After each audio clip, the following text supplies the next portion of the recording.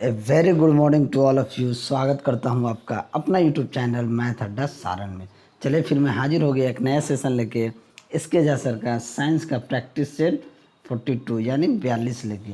अभी तक आपने 41 प्रैक्टिस सेट नहीं देखा है तो इसका प्लेलिस्ट बना हुआ है इसके झा रेलवे साइंस के नाम से, आप वहां से जाके देख सकते हैं।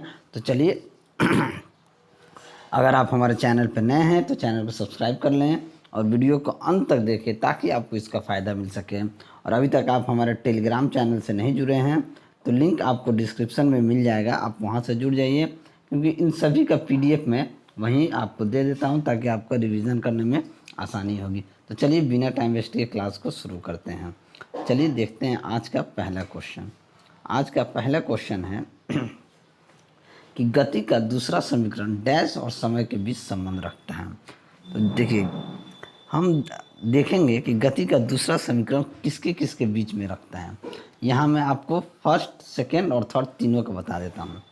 जो गति का पहला नियम है ये क्या होता है, v बराबर u प्लस ए टी, ये पहला समीकरण है। ये जो है वेग और समय के बीच है, पहला वेग और समय के।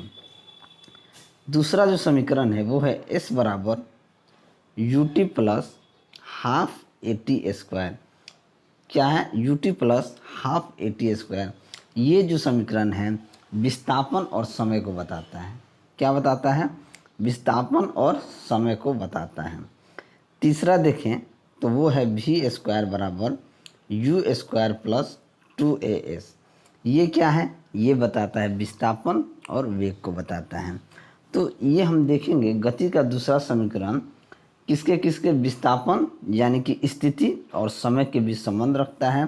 तो क्या हो जाएगा, ऑप्शन डी आपका सही आंसर हो जाएगा। अगर वीडियो आपको अच्छा लगे तो लाइक ज़रूर करें।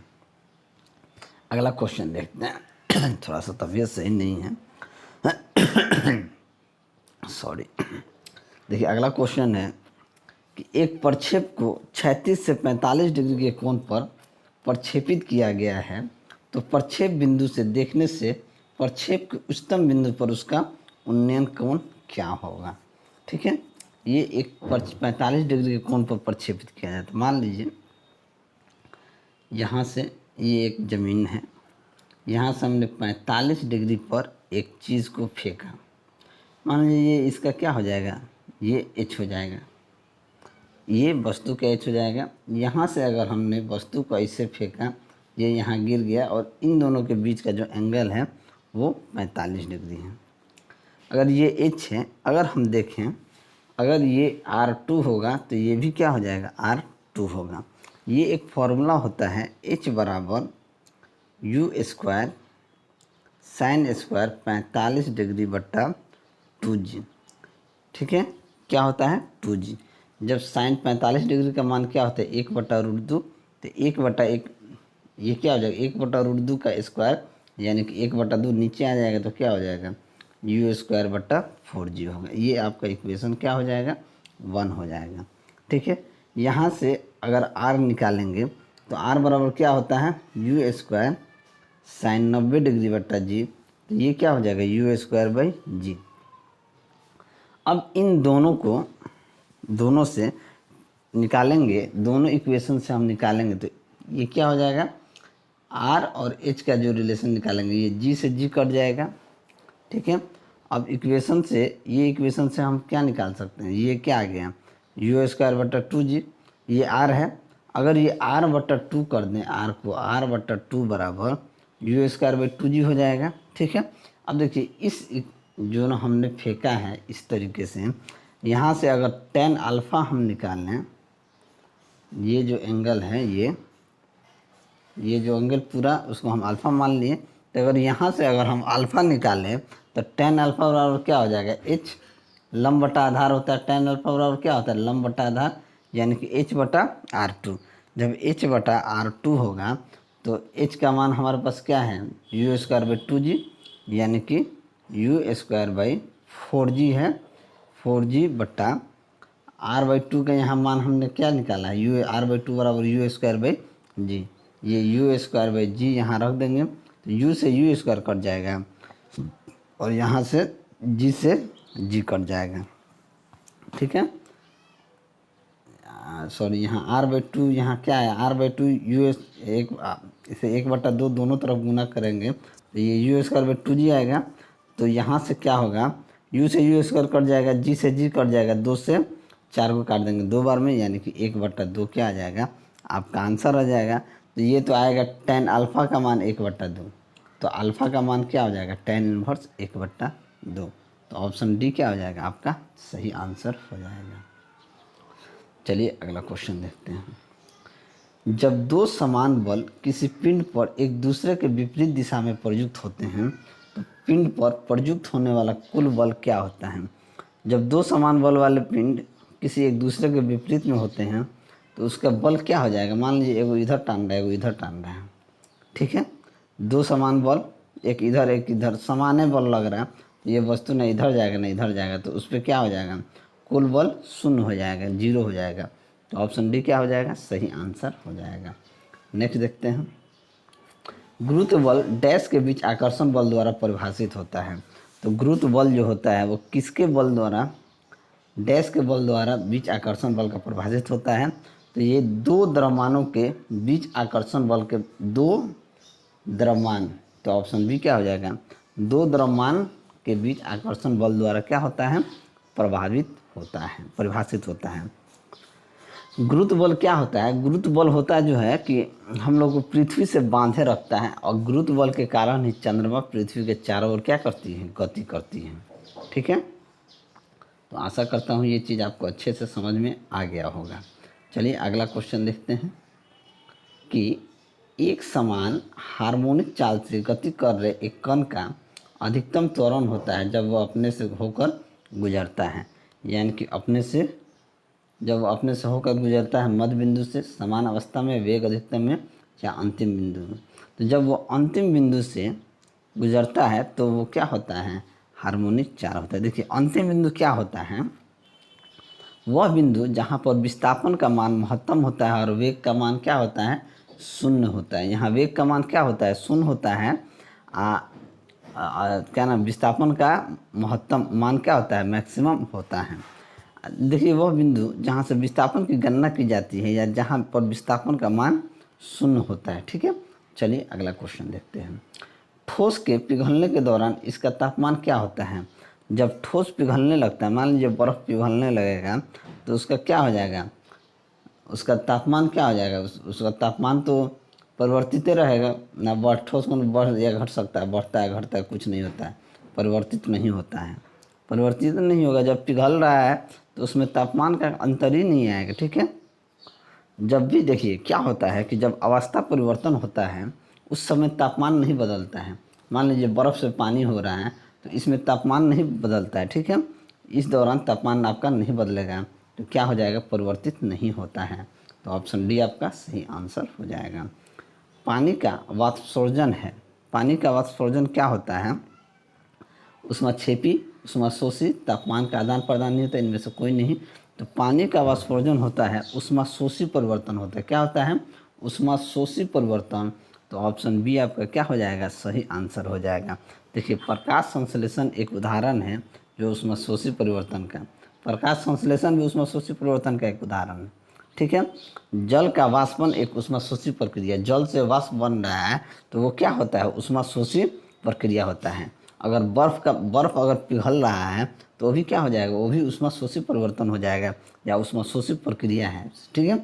चलिए अगला क्वेश्चन देखते हैं कि दो गोले समान आकार के समान पदार्थ से बने हैं, एक ठोस एवं दूसरा खोखला है, दोनों को समान ताप तक गर्म किया जाता है, तो ठोस गोला ज़्यादा फैलेगा, खोखला ज़्यादा फैलेगा, या दोनों समान रूप से फैलेगा। देखिए जब दो गोला समान आकार के समान पदार्थ का है, यहाँ देखिए अगर समान पदार्थ का है तो दोनों को अगर समान ताप गर्म किया जाएगा तो दोनों क्या होगा, समान ताप से फैलेगा, चाहे वो खोखला हो चाहे वो ठोस हो, इससे मतलब नहीं है। अगर आप समान पदार्थ के हैं उसको गर्म कीजिएगा सेम टेम्परेचर पे तो वो क्या हो जाएगा, दोनों समान रूप से फैलेगा। तो ऑप्शन क्या हो जाएगा, ऑप्शन सी आपका सही आंसर हो जाएगा, ठीक है। चलिए अगला क्वेश्चन देखते हैं। डैश की आवृत्ति मनुष्यों के लिए श्रव्य नहीं होता है, तो कौन सी आवृत्ति जो है मनुष्यों के लिए श्रव्य नहीं होता है, तो 20,000 से अधिक आवृत्ति वाले तरंगों को क्या कहते हैं? पराश्रव तरंग कहते हैं। 20,000 से जो अधिक आवृत्ति होती है उसे हम क्या कहते हैं? पराश्रव आवृत्ति कहते हैं। मनुष्य कहाँ तक सुनता है? तो मनुष्य 20,000 के नीचे ही सुनता है, ठीक है। तो ये क्या हो जाएगा? आवृत्ति मनुष्यों के लिए श्रव नहीं है, तो 22,000 जो ऑप्शन होगा वही आपका नहीं होगा। तो ऑप्शन बी आपका क्या हो जाएगा? सही आंसर हो जाएगा। चलिए अगला क्वेश्चन देखते हैं। एक साधारण आवर्धक ग्लास में निम्न शामिल होता है। क्या शामिल होता है? उच्च फोकल लंबाई की उत्तल लेंस, छोटी लोकल लंबाई की अवतल लेंस, उच्च लोकल फोकल लंबाई का अवतल लेंस या छोटी फोकल लंबाई के अवतल लेंस। तो देखिए, एक साधारण आवर्धक की बात की जाए तो उसका जो छोटी फोकल लंबाई के उत्तल लेंस शामिल होता है, छोटी लंबाई के उत्तल लेंस शामिल होता है। तो ऑप्शन डी क्या हो जाएगा? हमारा सही आंसर हो जाएगा, ठीक है। चलिए अगला क्वेश्चन देखते हैं। सूरज की रोशनी को उसके संघटक रंगों में कौन विभाजित कर सकता है? तो सूरज की रोशनी को कौन विभाजित कर सकता है? अपवर्तन, परावर्तन, विकिरण, प्रिज्म। तो जो प्रिज्म होता है वो संघटक रंगों में विभाजित कर सकता है, तो प्रिज्म हमारा क्या हो जाएगा? सही आंसर हो जाएगा। देखिए, जब श्वेत प्रकाश को किसी प्रिज्म से होकर गुजारते हैं तो वो कितना रंगों में बढ़ जाता है? 7 रंगों में विभक्त हो जाता है। तो प्रिज्म आपका सही आंसर हो जाएगा। चलिए अगला क्वेश्चन देखते हैं कि स्थिर दाब पर किसी गैस के ताप में वृद्धि करने पर उसके आयतन पर क्या प्रभाव पड़ेगा? उसके आयतन क्या हो जाएंगे? स्थिर दाब पर किसी गैस के ताप में वृद्धि करने पर उसका आयतन क्या हो जाएंगे? कम हो जाएंगे। तो ऑप्शन बी क्या हो जाएगा? सही आंसर हो जाएगा। क्योंकि स्थिर आयतन पर यदि किसी गैस का ताप बढ़ाया जाता है तो क्या होता है? दाब भी बढ़ जाता है, ठीक है। तो ऑप्शन बी आपका सही आंसर हो जाएगा। नेक्स्ट, पानी में घुलने पर निम्न में से कौन सा एसिड कम एचायन देता है? कौन देता है? तो CH3COH पानी में घुलने पर अल्प मात्रा में एचायन देता है। क्या होता है? जो एसिटिक एसिड का उपयोग, जो एसिटिक एसिड होता है, ठीक है, इसे जब हम ये करते हैं तो सबसे कम आयन देता है। तो ऑप्शन बी क्या हो जाएगा? आपका सही आंसर हो जाएगा। चलिए अगला क्वेश्चन देखते हैं। निम्नलिखित में से तत्वों का कौन सा वर्गीकरण परमाणु संख्या पर आधारित है? मेंडलीफ की आवर्त सारणी, आधुनिक आवर्त सारणी, डेवोनियर का त्रिक या न्यूलैंड का अष्टक नियम। देखिए, ये क्या है? आधुनिक आवर्त सारणी जो है ये परमाणु संख्या पर आधारित है। कौन? आधुनिक आवर्त सारणी जो है ये परमाणु संख्या पर आधारित है, ठीक है। इसमें क्या होता है? आवर्त सारणी की किसी भी वर्ग में ऊपर से नीचे आने पर परमाणु का आकार क्या, परमाणु का आकार या परमाणु का त्रिज्या का क्या होता है? मान बढ़ता है, ठीक है। चलिए अगला क्वेश्चन देखते हैं।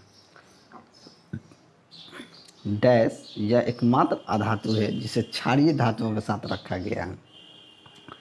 तो सीजियम, फ्रेंसियम, रुबिडियम, हाइड्रोजन। तो हाइड्रोजन एकमात्र अधातु है जिसे क्षारीय धातु के साथ रखा गया है। तो ऑप्शन बी आपका सही आंसर हो जाएगा। ये अच्छा क्वेश्चन है, ठीक है। अधातुएं क्या होती हैं? अधातुएं अम्लीय ऑक्साइड बनाती हैं जबकि धातुएं क्षारीय ऑक्साइड बनाती हैं, ठीक है। जो अधातुएं ठोस हैं वे भी भंगुर और चमकहीन होती हैं। चलिए अगला क्वेश्चन देखते हैं। निम्नलिखित में से कौन सी गैस अक्रिय गैस नहीं है? अक्रिय गैस कौन नहीं है? हीलियम है, रेडॉन, नियोन, हाइड्रोजन। हाइड्रोजन जो है वो हीलियम गैस अक्रिय गैस नहीं है। तो ऑप्शन डी क्या हो जाएगा? सही आंसर हो जाएगा। हाइड्रोजन क्या है? अधातु है। इसके पहले वाला क्वेश्चन में हमने देखा है, ठीक है। चलिए नेक्स्ट, निम्नलिखित में से किसमें MgCl2 विलय है? तो MgCl2 किस में विलय? मिट्टी के तेल में, पेट्रोल में, एसीटोन में, जल है। तो MgCl2 जो है ये जल में विलय है। तो ऑप्शन डी आपका क्या हो जाएगा? सही आंसर हो जाएगा। चलिए अगला क्वेश्चन देखते हैं। अगला क्वेश्चन है, निम्नलिखित में से कौन सा ईंधन मानव निर्मित है? कोयला, कच्चा तेल, गोबर गैस या प्राकृतिक गैस। तो मानव द्वारा कौन निर्मित है? तो गोबर गैस जो है ये मानव द्वारा निर्मित है। तो ऑप्शन बी आपका सही आंसर हो जाएगा। नेक्स्ट, दही में कौन सा अम्ल पाया जाता है, इसको देख लीजिए, बहुत इंपॉर्टेंट है और कई सारे एग्जामों में ये पूछा गया। Citric acid, tartaric acid, lactic acid, acetic acid. तो दही में क्या होता है, लैक्टिक एसिड होता है। क्या होता है, लैक्टिक एसिड होता है। तो ऑप्शन बी क्या हो जाएगा, आपका सही आंसर हो जाएगा। चलिए अगला क्वेश्चन देखते हैं। लार में डैश एंजाइम होता है। तो लार में कौन एंजाइम होता है, तो लार में टॉयलिन एंजाइम होता है। तो ऑप्शन सी आपका क्या हो जाएगा, सही आंसर हो जाएगा। अगला क्वेश्चन देखते हैं। निम्नलिखित में से कौन सी नस शरीर के पूर्ववर्ती हिस्सों से रक्त एकत्र करता है। तो कौन सा है, तो नीले, महाधमनी, inferior vena, superior vena cava. तो सुपेरियर वेना कावा जो है ये शरीर के पूर्ववर्ती हिस्सों से रक्त एकत्र करता है। तो ऑप्शन सी क्या हो जाएगा, सही आंसर हो जाएगा। ठीक है। हृदय में अगर बात करें तो दो नीले होते हैं। कितने नीले होते हैं, दो, एक दायां नीले तथा दूसरा बायां नीले। हृदय से शुद्ध रक्त महाधमनी में जाता है। हृदय से शुद्ध रक्त कहाँ जाता है, महाधमनी में जाता है। चलिए अगला क्वेश्चन देखते हैं। अगला क्वेश्चन देखते हैं कि गुर्दे न केवल उत्सर्जन अंग होते हैं, इनके कार्य को पूरकता प्रदान करता है। गुर्दे जो हैं, लीवर, हृदय, बढ़िया, त्वचा। गुर्दे न केवल उत्सर्जन अंग होते हैं, इस कार्य को पूरकता कौन प्रदान करता है, तो लीवर करता है। तो ऑप्शन ए आपका क्या हो जाएगा, सही आंसर हो जाएगा। देखिए, लीवर में ऊर्जा का निर्माण होता है जो गुर्दा में क्षमता है। क्या होता है, गुर्दा में क्षमता है। चलिए नेक्स्ट। गर्भाशय के डैश के माध्यम से योनि में खुलता है। कहाँ खुलता है, डिंबवाहिनी, मूत्रमार्ग, शुक्रवाहिका या गर्भाशय ग्रीवा।